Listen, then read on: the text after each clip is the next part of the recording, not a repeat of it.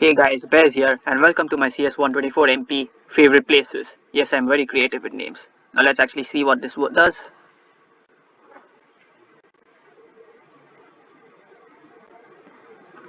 Yes. Oh yes, I love the Android Studio emulator. It is truly the greatest way to run any app. Glory to the Android Studio emulator. Hey guys, Bez here, and this is my CS124 MP favorite places. Two main features I've added to my app are a button that shows you a random place from the list of places that are here. It also shows you the name of the person who added this place, and as you can see, graphics design is my passion, and it also has a checklist of places that I've been to. Now, for example, I have been to the engineering quad, so I can always check it, and switching back to the activity shows that it's still checked. And I've never been to the Japan house, so if I accidentally check it, I can uncheck it, and switching back shows that I've unchecked it. And even if I tab out of the app itself and go back to the app, the checklist still remains the same. For online resources use, Stack Overflow was used quite a lot. However, I think that Stack Overflow is a lot like playing League of Legends. You hate it, it's bad for you, yet you keep coming back to it just to get another RTFM comment. However, for RealCs, these are some of the websites that I actually used, but the one on CSVs is kind of useless for reasons that we'll get into later.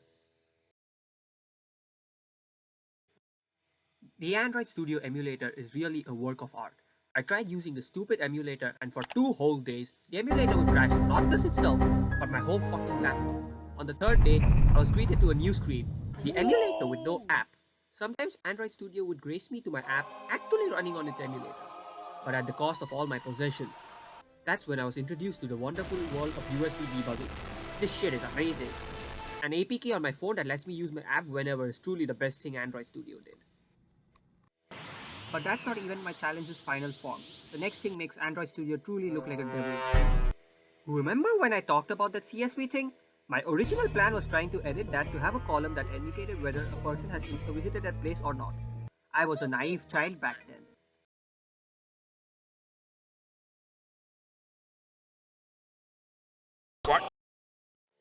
Huh.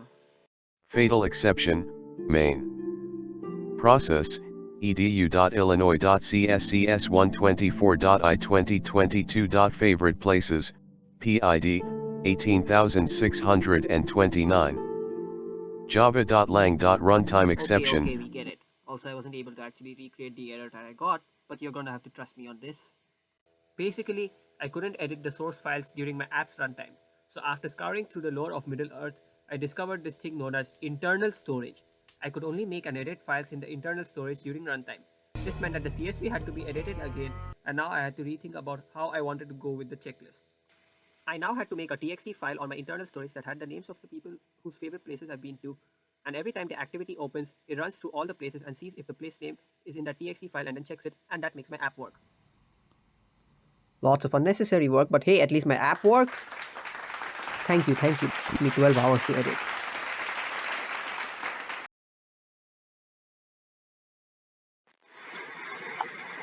So as you can see, I've actually done some stuff on MP3 and I've committed it to GitHub. So yeah, that's all I've actually committed to GitHub for my MP3.